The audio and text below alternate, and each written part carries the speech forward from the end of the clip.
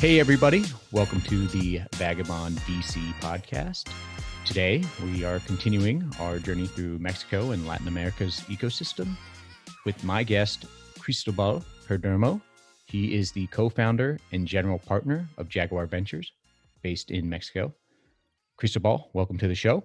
Thank you. It's a pleasure to speak with you. Let's dive right in. So I want to learn more about you and your background and how you got involved into venture capital. Where'd you start? So 20 years ago, during the first internet boom, I was applying to business school, and I had read all these magazines like Red Herring and The Industry Standard and things like that that talked about VC, right? There was no VC in Latin America.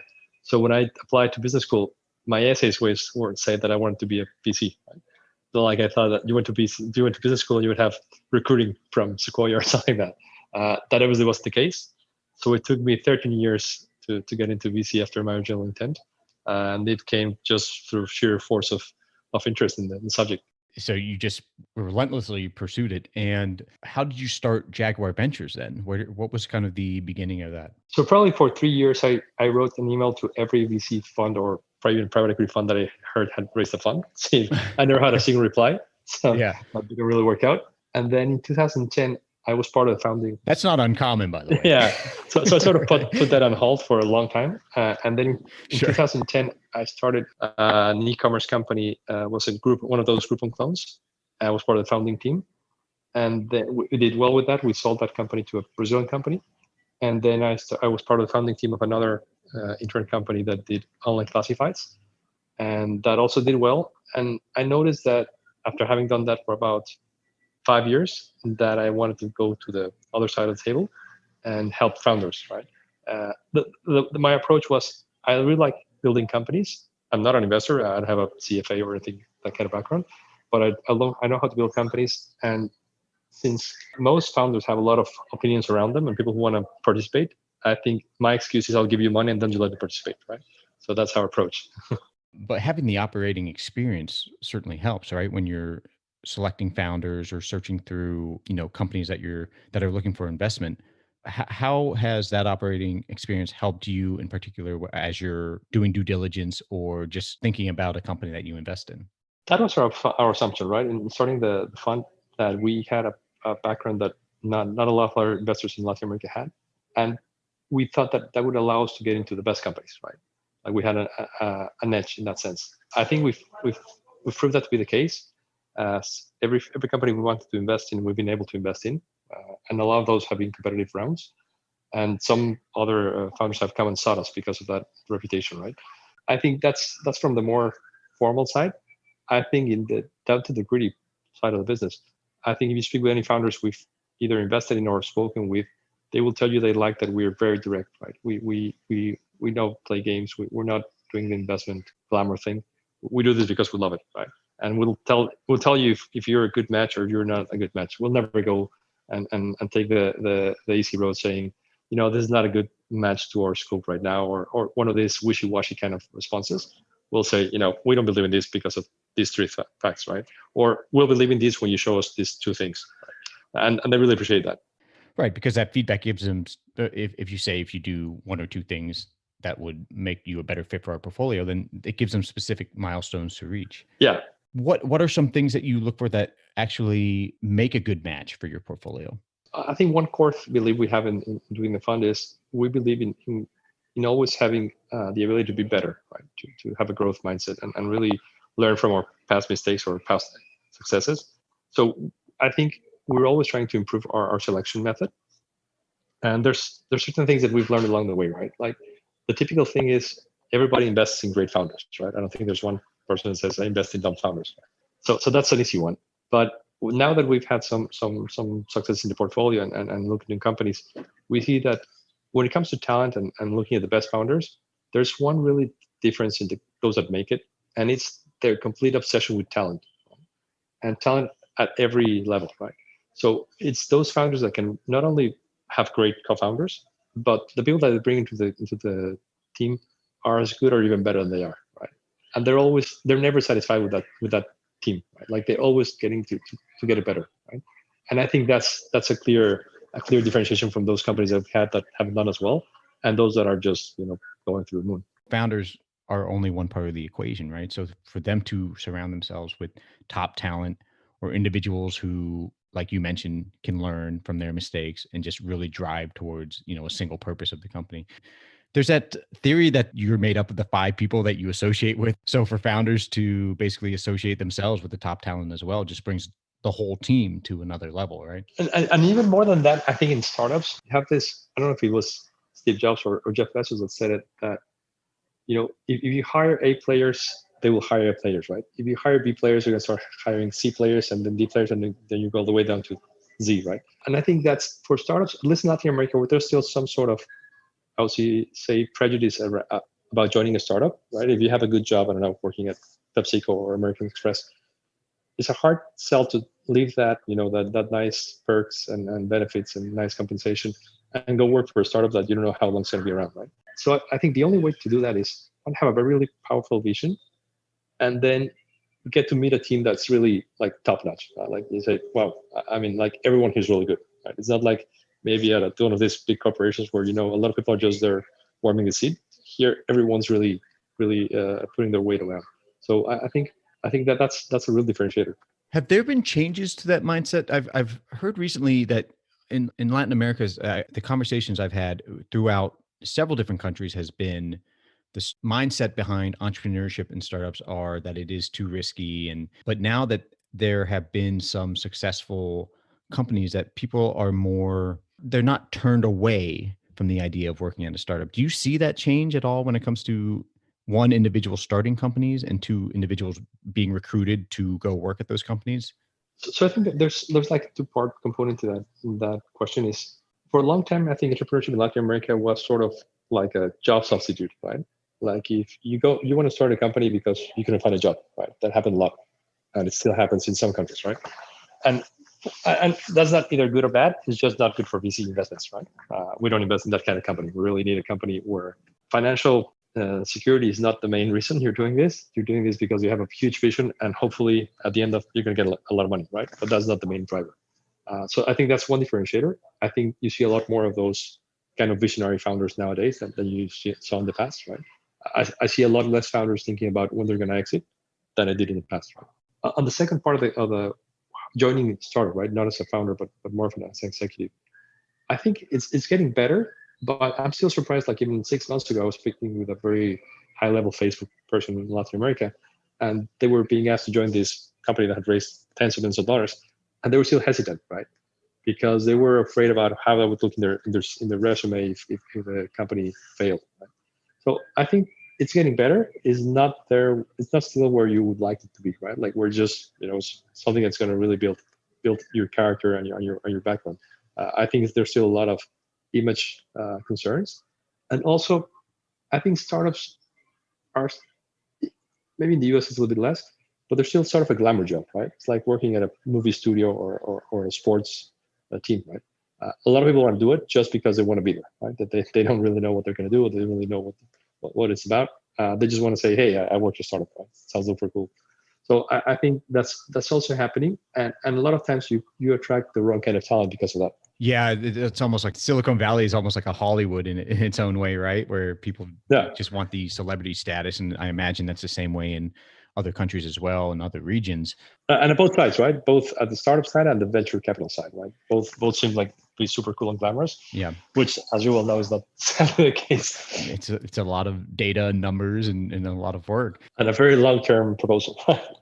That's right. You don't know if you're good at it until 10 years in when you actually see some liquidity. Yeah, until you look back. Another thing too is the actual talent pool. So those A players, there's a worldwide shortage of developers. And what's the talent pool like there in Mexico and even the broader LATAM region? Is not only do founders maybe struggle to find those A players in terms of, who has that drive and that grit to turn that company into something big, but who actually has that talent and what is that talent pool like? So I would say, probably talent scarcity is the biggest concern. Right? I think capital is getting a lot better, but I think talent's still a huge concern, right?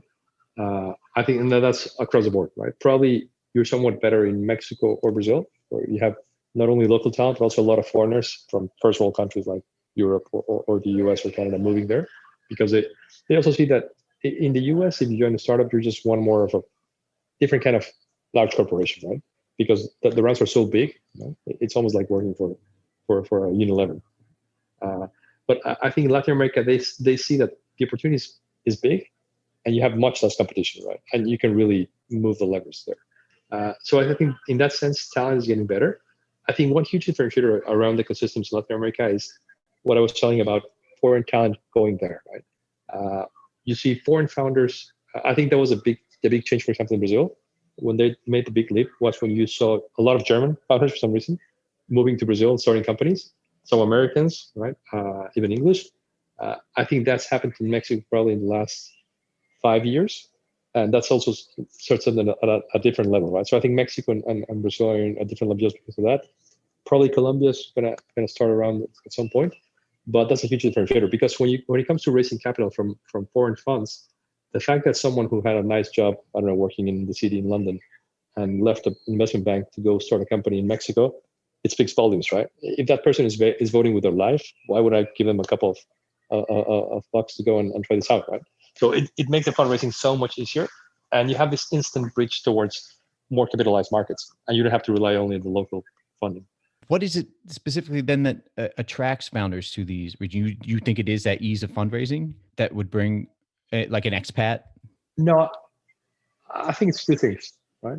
I think as an expat, I think it's much more exciting, right? And it's a high risk, high return proposition, right? Moving to one of these countries. I think competition is much less severe than the US, right? I think in the US, everybody is like a poker table where everyone has $100 million chips, right?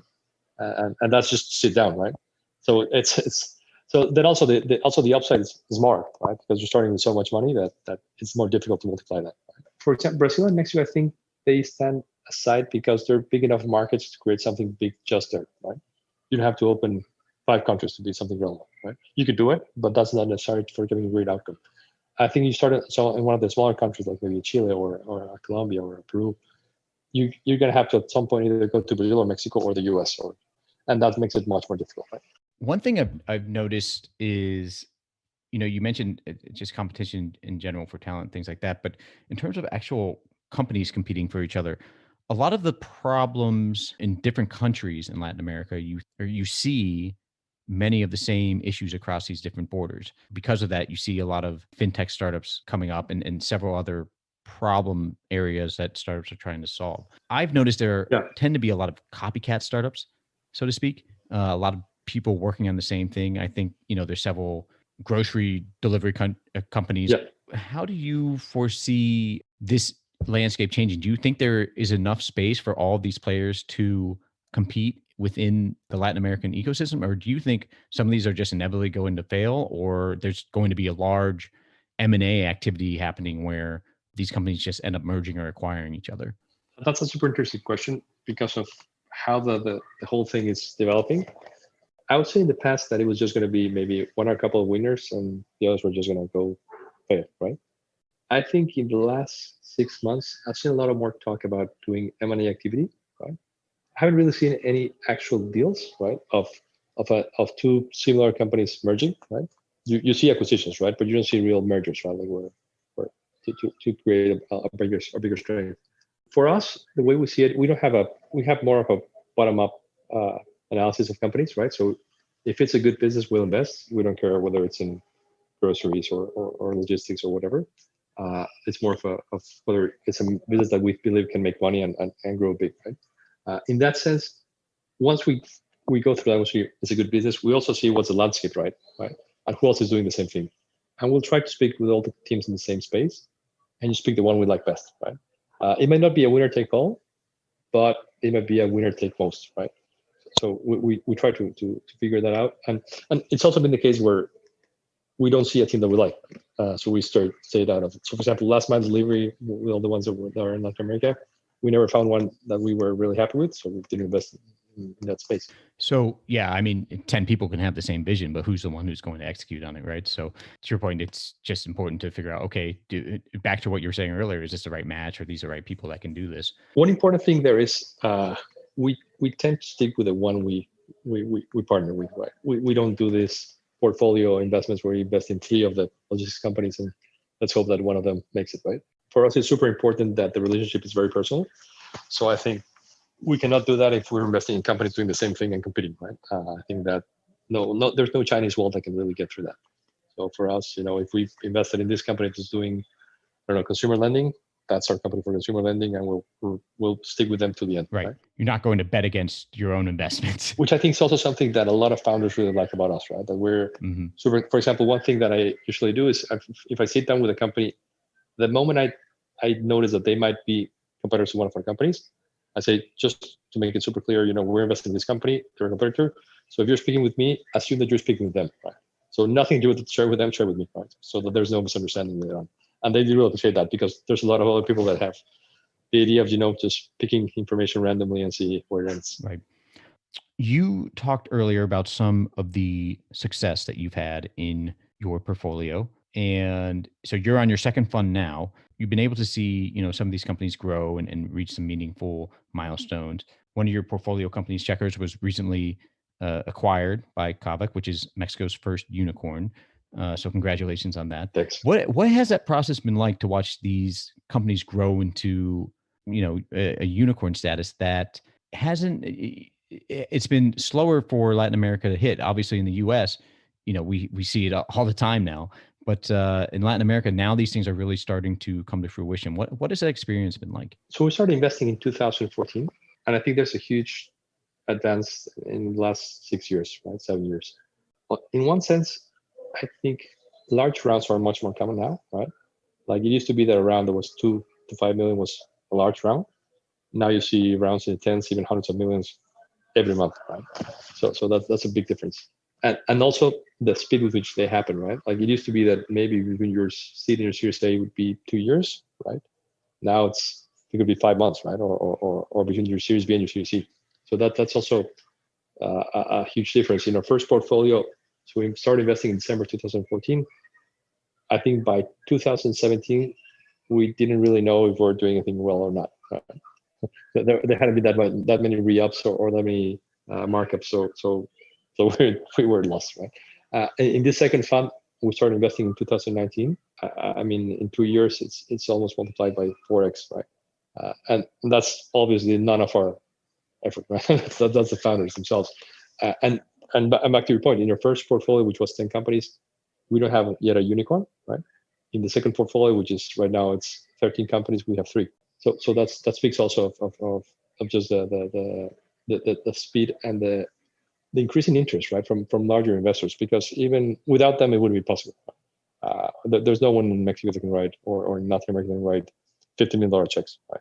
Unless they're a private equity fund, and it gets into a whole different dynamic, right? You need the large VC funds from the US or from Europe, or the large sovereign funds, or that kind of investor. Or SoftBank. Yeah, or SoftBank, yeah. So do you think that the increasing speed and size of these deals is literally just from more outside capital coming into the ecosystem? Or is it both outside capital and more people within the Latin American ecosystem itself actually getting into venture, or both? I think you have founders with larger visions, right? I think it used to be that they were much more restricted, right, in their thinking. Now I see a lot of companies like for example, Kavak or Loft, they think globally, right? They may have started in Latin America, but they're probably going to be in 3 or more countries in different continents in the next year, right? Which you wouldn't have seen in your first portfolio. So I think that speaks to really getting these foreign investors more interested. I also think, and that's similar to the US, I think there's a lot of air in this bubble, right? I mean, I don't believe that the valuations and they don't make sense, right? I think the trend is right in the sense that there are more. I don't think the magnitude is correct. Yeah, it's crazy everywhere right now. There's just so much money in the ecosystem. You're looking at multiples that are just out of this world. So I don't know what the end game is personally. I don't know if you have any theories on it. Obviously, something's going to happen. Bubble's got to burst at some point. Some of it has to do with just access to information now. Venture used to be kind of a walled garden, and now there are new platforms like crowdfunding, things like that, where people get in, but also just individuals starting these micro VCs and things like that, where they just can get in on the bottom floor and really help grow these companies. So there's just a lot of money out there. I think there's a lot of money and there's not a lot of yield, right, for that money elsewhere. In more typical investments like maybe real estate or treasury bonds or whatever. So they need to find yield somewhere, right? And even when they're not putting a lot of money into this asset class, it's so much money that even a small percentage makes a huge difference, right?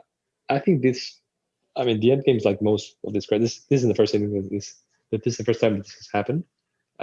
This always follows the same cycle, right? At some point, it's going to burst. People are going to say this is never going to, you should never invest in VC, and slowly they're going to come back. When it happens, it's anyone's guess, right? But so I think that's also part of something that we worry about a lot about the companies, that we're investing in real businesses and not something that's just a bigger fool kind of equation, right? We're just going to dump it on someone at some point. We believe that these companies, if everything goes to hell, they would be good businesses, right? And that's our main concern. Some of these players, well, SoftBank is a good example, but that came in, Tiger Global, that came into the later stage rounds and really started inflating those rounds. Instead of companies going public, they would push off those IPOs or exits to take another round of private funding. And in many cases, some of that was justified because they hadn't reached profitability yet. They were still in this growth at all costs kind of mentality. What do you think the exit horizon is going to look like in Latin America? Because now companies are like, well, we need to go public. So a lot of SPACs have occurred, at least here in the US. I know there's some. Which I don't think is going to end well at all. No, you don't. So, No. well, we talked about mergers and acquisitions, right? So there is M&A activity, but what are the other exit strategies that are there? Are there IPOs happening in Latin America? I know there are a few SPACs, but are these companies now going to go public and actually create liquidity, or is it still just going to be paper value until until this comes crashing down? But I think there's like two components to that equation. One is, what's it look like for an individual investor, right? Where's your liquidity going to come from, and where's going to come up, and how does it look like for the company itself, right? I think in the first sense, it's really changed in Latin America. I don't know if in the US it has been like this for a long time, but almost every round we've had in our companies, we've always had a chance to sell secondary, right? So there's there's a liquidity option for us because we're very early stage investors, right? Probably for the later stage, it's more difficult, right? So we didn't used to have that, but the secondary wasn't non-existent here maybe 4 years ago. Now it's because of the soft banks and the larger funds that want to invest, that they require a big chunk of the company, so they're willing to buy secondary, right? I think when it comes to the company, most companies, I think they're going to be acquired for a small sum, right? Less than $100 million, right? So getting to that multiple that warrants a VC investment is going to be hard, right? I think there's going to be more M&A. It hasn't been the case in Latin America that M&A is a pretty popular thing for local companies, even the larger ones, public quoted ones, right? They don't do a lot of M&A, or they do very little M&A, right? They might do a M&A maybe to expand geographically, right? Or into a new business, but rarely will they buy a competitor, right? That doesn't really happen a lot. So I think that is changed, right? For us to believe the liquidity tail, right?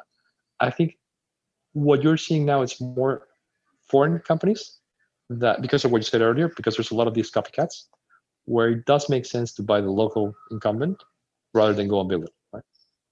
But still, you get it. You're probably going to get a capped valuation for that, right? Because there's just so much they're going to be willing to pay rather than go and build it themselves, right? Unless you're extremely good, right? So you have to be like top of the class if you want to be able to really drive a large outcome, like maybe Corner Shop, right, in Mexico. I think that they were really able to sell this huge multiple to Uber because they didn't have a play doing this anywhere, right?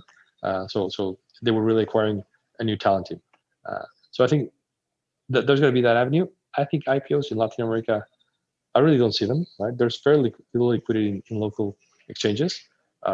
Even Mexico, Brazil, it's a very small market. As it's local currency. There's not much you can do with that stock, right? You're going to go and purchase another company. So I think most of them are going to try and do foreign listings, most likely the US. But I think there's an opportunity, not just for Latin America, but I think for emerging markets to find their own NASDAQ, right?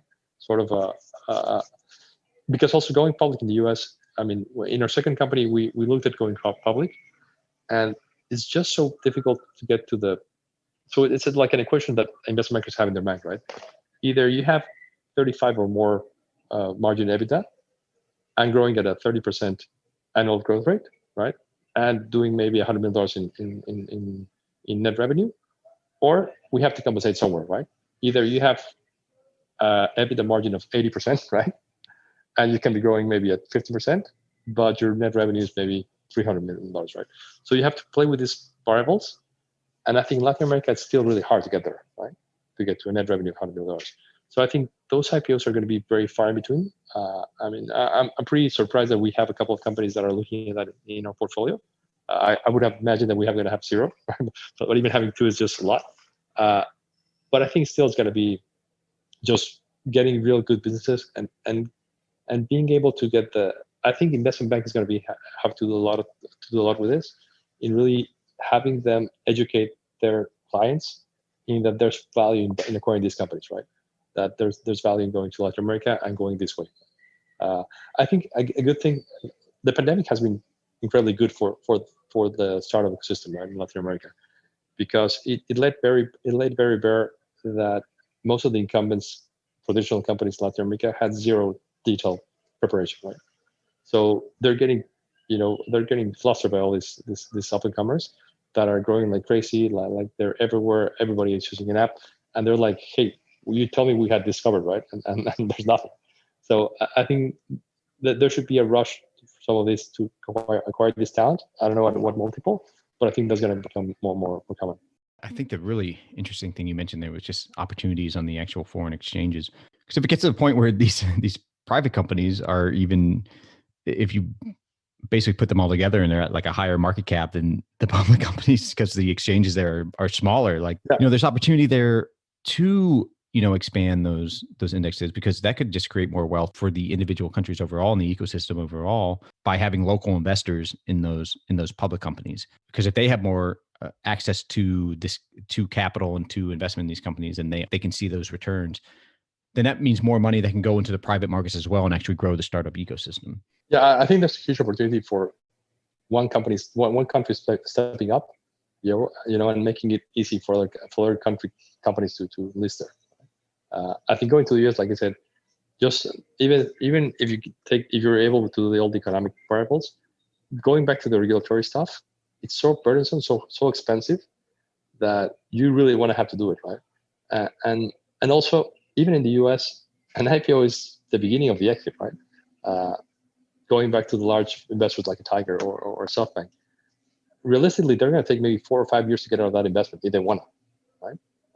Because just they own so much of the company, they have all these lockups and all this, that it's going to take a long time for them to get out of there.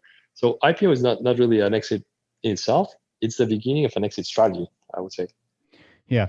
And just on regulation in general, I want to touch on government influence on the startup ecosystem in Mexico.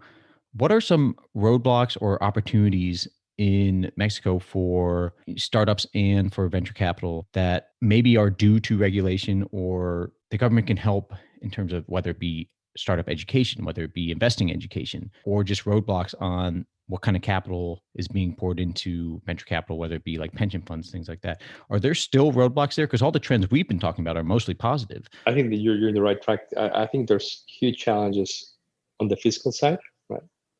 Like if you do venture capital, you're not going to get any preferential treatment. You're going to get the highest capital gains tax. You really want to have to do it, right? You have to believe in the huge multiples to make it work. So I haven't seen a single country in Latin America do anything about this, right? Which is why you have all the general partners usually incorporate elsewhere, right? Because you don't want to be burdened by the local regulation that really plays against you, right? Similar to startups, right? I think most of the startups are incorporated, the holding company at least, in one of these well-known jurisdictions, right? Where it be Cayman, the UK, Canada, the Delaware, BVI, things like that. Because local regulation still makes you incorporate, like if you were a 19th century, merchandise store, right? And you have to have this, you have to have a controller, and you have to have all these things, and there's no preference shares there, so it's really too difficult. So, and I also haven't seen a single country doing that. In Mexico, they have, the only thing that I've seen that in this regard is they create a new type of company that allows for differentiated minority rights, right? So you have these preferred shares for the minority shareholders, and they have some rights, but that's about it. You're still bound by Mexico, and the way we look at it is we're selling our investors, geographic risk, in the sense that they're investing in a company in a country that's doesn't have dollar as its currency. There's a lot of economic back and forth, so we don't want to add to that jurisdiction risk, right? So we say that's why we are investing in this company that's based in Delaware, and they use U.S. law, and you can go to a U.S. court if things go wrong. Right? I don't want to go into a bankrupt proceeding in Mexico and stay there for 27 years. Right? That's not going to work. Do you have any influence on that? Does the venture capital firms and the funds within Mexico, do you have any kind of lobbying efforts or relationship with officials to help change these regulations and to help educate them on what the ecosystem needs and why that would benefit them? So I think one problem we have as very immature democracies in Latin America is that every administration has a different mindset. There's no guiding principle where where it be Democrats, Republicans, whatever, you believe in business is good, investment is good, employment is good, right? Here it's very much the flavor of the administration in charge, right? So for example, the previous administration in Mexico was very much pro new business, innovation, whatever. They well done or bad done or badly done, but they did some programs, right? And they were very accommodating to listening to opinions and seeing how they could improve this, right? Similar case in Argentina, right? The previous administration was super pro investment and pro innovation, and they did a lot of things to help entrepreneurs. The new administration says we don't believe in that, right? So unfortunately, there's too many starts and then failed stops, right? So I haven't seen that also. Whereas I think Colombia, the current administration is trying to set this up as one of the guiding principles of the economy for this century in Colombia, right? Where they're trying to favor innovation and less capital intensive investment. We'll see how it goes the next administration, right? If it sticks, because like I said, it's one administration yes, the next one's no, and back and forth. So very little progress. So and also, I'm going back to your original question. So it depends on the administration. Some administrations do ask for our help and are listening to us. Others say, we don't care. Right. Whatever, we'll do what we want. How about the current one? So I think the administration in Mexico is not pro innovation or pro business. I think they have a very set principle, and is that we believe in austerity, right? We don't believe in spending government money in any initiative, right? Except for helping the poor. And this clearly is not for the poor, so we don't support it, right? So they dismantled the previous agency that the government had created for innovation and for entrepreneurship. So clearly, I mean, they're not a hindrance in itself, but they're also not putting any money into it or helping. Almost neutral. Yeah. As we get towards the end here, what do you see as the future for Jaguar Ventures if you're looking kind of 5 years down the line, 10 years down the line? Then also, what do you see as a future for Mexico and the Latin America startup and venture capital ecosystem kind of in that same time frame? Where is this heading? I think we really believe in sticking to what we know how to do, right? And not trying to innovate in the sense that I wouldn't do something that I don't understand, right? And I think we understand investing early stage, and we understand investing a certain amount of money.